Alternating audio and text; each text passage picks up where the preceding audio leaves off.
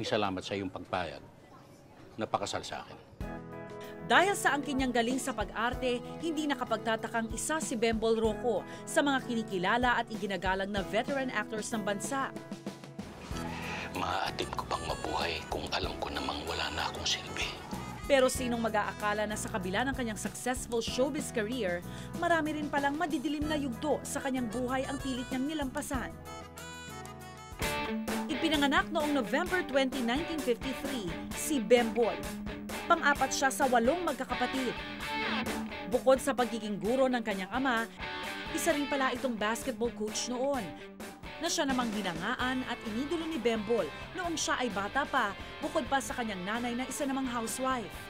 So you wanted to be like him? Oo naman. Dahil mabait na tao, napakalaki ng puso sa kapwa niya tao.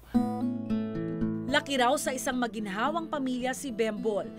Pero hindi raw ito naging sapat para mapigilan siyang magrebelde. Pag-amin nga sa akin ni Bembol, self-confessed black sheep nga raw siya ng pamilya. Kasi totoo naman wala nang ibang kasing salbahe o kasing naughty o ano ba, hindi ko alam pa paano i-describe eh. Basta ako lang parati ang saliwa sa mga kagustuhan ng mga magulang ko, di ba? Pero hindi raw nakontento si Bembol sa pagiging basta pasaway lang.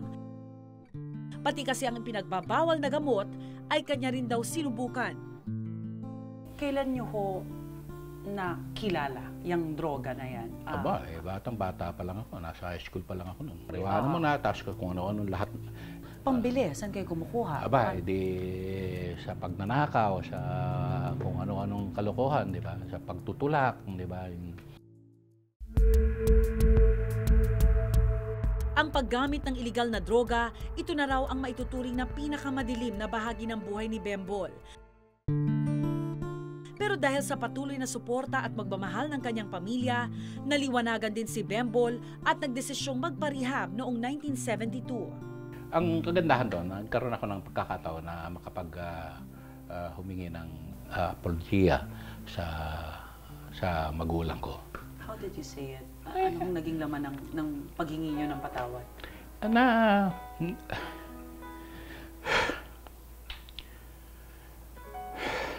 Andali ha? Na hindi totoo lahat yung mga paratang ko na hindi nila ako mahal.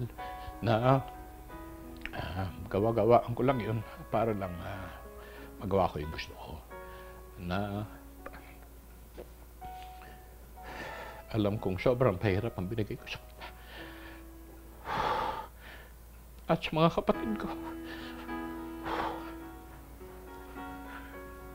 Kaya laking bagay nung mahanap ko yung aking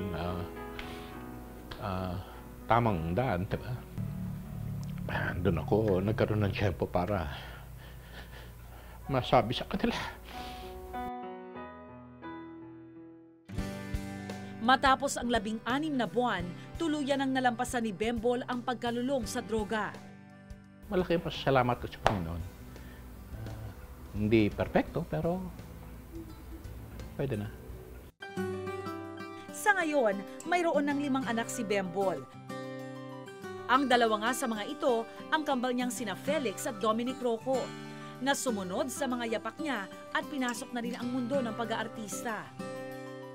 Paano ho ba maging tatay ang isang Bembol Rocco? Maluwag akong tatay, pero mahal na mahal ko silang lahat. Hindi naging madali magpalaki ng 5 anak na sabay-sabay, pero nagampanan ko ito, nagawa ko ito.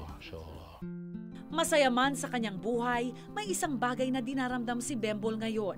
Ang hindi nila pagkakaunawaan ng kanyang mga anak, na nagsimula nang maghiwalay siya at ang kanyang asawa noong 2006. siguro nagkulang ako sa pagpapaliwanag sa kanila. Kung sa dahilan o kung sa hakbang ko para umalis sa bahay.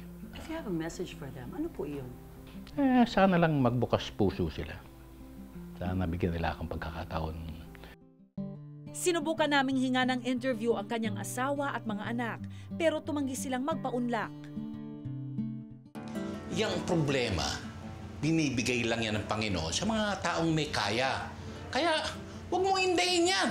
Maraming pangyayari sa ating buhay ang dumarating nang hindi natin inaasahan. Mabuti man ito o masama, lagi tayong may pagpipilian at nasa ating mga kamay ang huling desisyon. It's always better to do the right thing than to be nice.